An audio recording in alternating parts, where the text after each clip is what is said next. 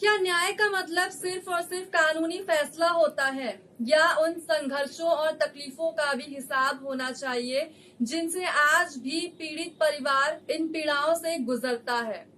जब हम किसी केस या किसी घटनाक्रम में न्याय की बात करते हैं तो क्या हम केवल अदालत के फैसलों को ही न्याय मानते हैं? नमस्कार, मेरा नाम साक्षी है और आप देख रहे हैं डायरेक्ट संवाद, जहां पर हम हर घटनाक्रम को एक नए दृष्टिकोण से दिखाने की कोशिश करते हैं। और आज हम एक ऐसे घटनाक्रम पर चर्चा करेंगे जिसने न केवल भारतीय न्याय व्यवस्था की धीमी प्रक्रिया को उजागर किया बल्कि न्याय के सही मतलब पर भी कई अहम सवालों को खड़ा किया। हम बात करेंगे सौम्या विश्वनाथन की हत्या के मामले के बारे में, जिसने न्याय पाने में तकरीबन 14 साल का एक लंबा समय लगा। इस घटना ने यह सवाल खड़े किए कि क्या इतनी लंबी देरी के बाद मिला न्याय क्या वास्तव में न्याय है। सौम्या विश्वनाथन एक मेहनती और ईमानदार पत्रकार थी।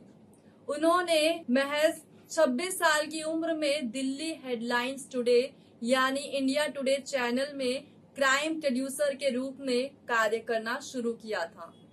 वे अपने काम में सच्चाई के प्रति निष्ठावान और समर्पित थी। अब ये घटना क्या हुई? 30 सितंबर 2008 की वो रात जो सौम्या की आखिरी रात थी।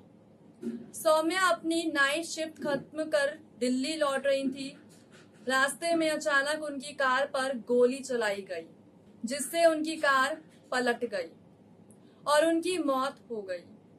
शुरुआती दौर में इसे दुर्घटना माना गया, लेकिन बाद में ये साफ जाहिर हुआ कि यह एक सुनियोजित हत्या, मतलब ये हत्या की गई थी, दुर्घटना नहीं। ये जो घटना थी वो 30 सितंबर 2008 को रात के समय हुई। पुलिस ने इसे दुर्घटना मान लिया था, लेकिन पोस्टमार्टम रिपोर्ट ने ये साबित कर दिया कि यह घटना दुर्घटना नहीं बल्कि हत्या थी। मार्च 2009 में जिगीषा घोष हत्या मामले की जांच के दौरान सौम्या के केस में एक नए सुराग मिले और पुलिस ने आरोपियों को गिरफ्तार किया। अब बात करते हैं ये घटना हुई कहाँ पर थी। दरअसल मैं बताऊं, ये जो घटना थी वो दिल्ली के वसंत कुंज इलाके में हुई। यानी वसंत कुंज इलाका हम सभी जानते हैं एक सुरक्षित इलाका माना जाता था।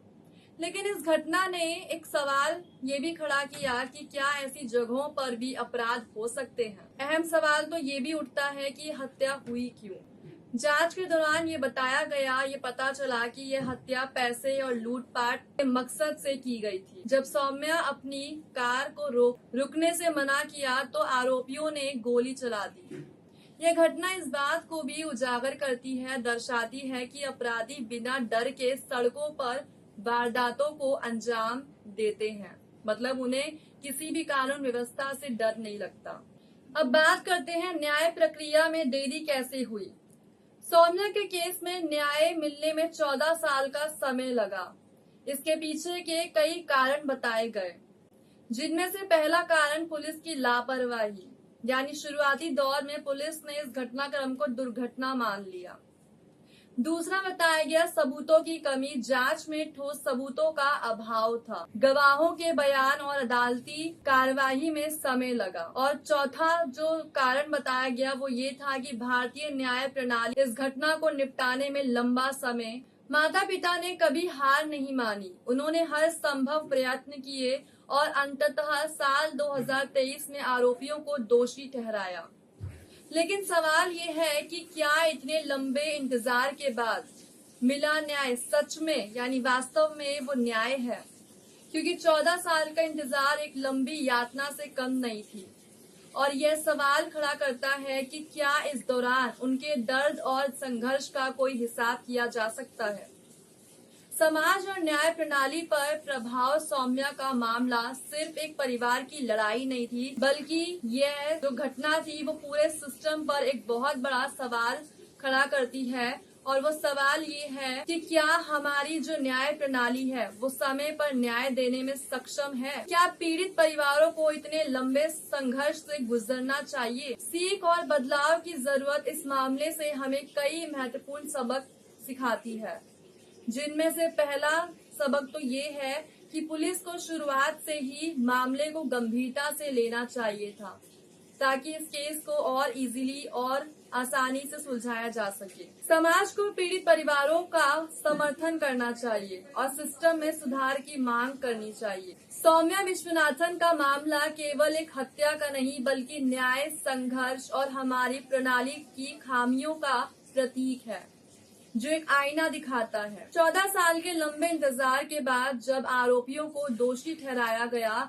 तो यह उनके परिवार के लिए एक संतोष का क्षण तो था ही, लेकिन ये सवाल भी खड़ा करता है कि क्या इतने साल का जो इंतजार न्याय की जीत है, वो यानी कहने का मतलब ये है कि इतने सालों के बाद न्याय मिलना, क्या ये वास्तव में न्याय है? हमारी न्याय प्रणाली की विफलता का सबूत है। हमें अपने सिस्टम में सुधार लाने की आवश्यकता ताकि अगली सौम्या या उसका परिवार इतने लंबे संघर्ष से ना गुजरे। न्याय केवल एक कानूनी प्रक्रिया नहीं बल्कि यह एक परिवार की उम्मीद और समाज की एक जिम्मेदारी है। मैं साक्षी आपसे यही सवाल पूछना चाहती हूँ, क्या आप भी अपने सिस्टम को बेहतर बनाने के लिए तैयार हैं या अगली सौम्या भी 14 साल तक इंतजार करेगी?